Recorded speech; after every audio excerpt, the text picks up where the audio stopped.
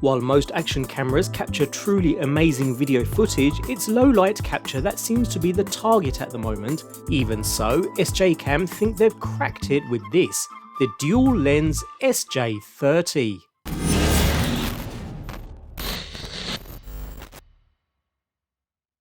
With some bold claims under its belt, the SJCam SJ30 is the first action camera that I've personally come across that provides two separate lenses, one for daylight shooting and a second for night capture. Whether it performs as advertised, we'll have to see, but it's undoubtedly an interesting concept. In terms of design, the SJ30 looks extremely similar to the many other standard action cameras on the market, with its typical matchbox style form factor, albeit a little on the larger side. On the front then, alongside some branding and a small indicator LED, we find that dual lens design, with one directly above the other, the top being the daytime lens, a 1/2.0 inch sensor with an f2.8 aperture that can capture resolutions all the way up to 8K at 20 frames per second or 6K at 30, and the bottom being the nighttime 1/1.8 inch CMOS Starlight sensor with an f1.8 aperture, promising to capture low light footage with richer details and accurate colours. We'll see how these perform shortly. Otherwise, we have a microphone in the lower corner, complete with a detachable wind guard, forming a physical airflow barrier, softening direct wind before it reaches the mic. The rest of the camera is pretty standard, a single shutter button up top, along with another microphone and a speaker, a power button to one side, and a cover that can be opened to reveal the micro SD card slot, supporting cards with up to 512GB capacity, as well as a USB-C port, used for both power and data transfer. Talking of power, the 2000 mAh battery is built in and not removable, which is a shame, but should provide around 150 minutes of usage, depending upon settings of course. Although this package also came with a power handle, which not only controls the camera, but features a built-in 4200 mAh battery, providing up to 7 hours runtime at 4K 30, easily enough to get you through a day's vlogging. Anyways, on the back is a 2.51 inch touch-sensitive display, which not only provides you instant visual control as well as a live view of what the camera sees, it's also rotatable up to 180 degrees to match the angle you need. A feature we first saw with Insta360's cameras and one I've grown very fond of. Otherwise, it's pretty much business as usual. Build quality is very good, quite premium in fact, weighing in at a reasonable 162 grams, which is ideal for helmet mounting. The unit is also waterproof to 16 feet or 5 meters right out of the box. Any deeper and a separate waterproof case is available, and with it you can get right down to 30 meters, perfect for those diving adventures. When it comes to mounting, the SJ30 adopts the new magnetic mounting system we're seeing all the action cams transition to. A mount is supplied within the package and can be used either way, although I do find you really need to push the camera down hard and double check to ensure the clips at either end are securely engaged into place. It's not as easy as competing cameras, you do really need to push hard here. Maybe it'll loosen up with some use, but as it stands it's a minor annoyance. Otherwise, we do get an array of adhesive and other mounting options included in the package. Pretty standard with budget action cameras and perfectly adequate to get you shooting under most common scenarios. You'll even receive a frame mount that fits rather securely and is particularly handy for vertical shooting thanks to its magnetic mounting point on one side, even though we still have that mounting issue.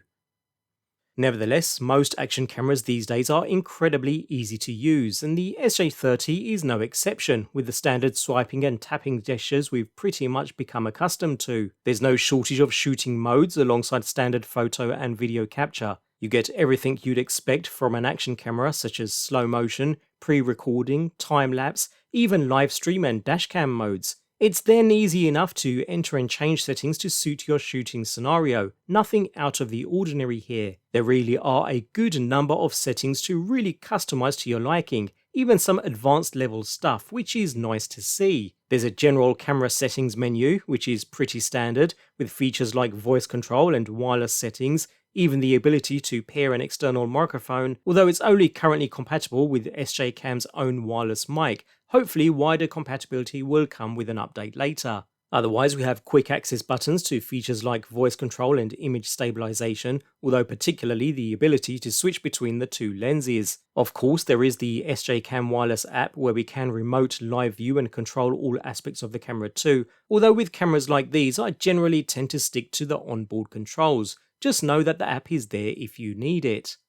When it comes to performance, it's not the absolute best I've seen. You can clearly tell it's a budget level camera, but at this price point, and with the level of flexibility in the design, it's quite respectable. Captured footage is reasonably clear, albeit appears over sharpened even though sharpness was set at the camera's default standard setting, but colour reproduction is generally okay across the board. Of course, just like any other action camera, you'll get the best performance under plenty of bright light, but even though dynamic range seems pretty decent, you'll get blowouts every now and then with brighter sections of the image, so something to bear in mind. In fact, I found I experienced this a fair bit, enough to give it a mention. While the system does incorporate it, image stabilization isn't going to be the best in the industry at this price point.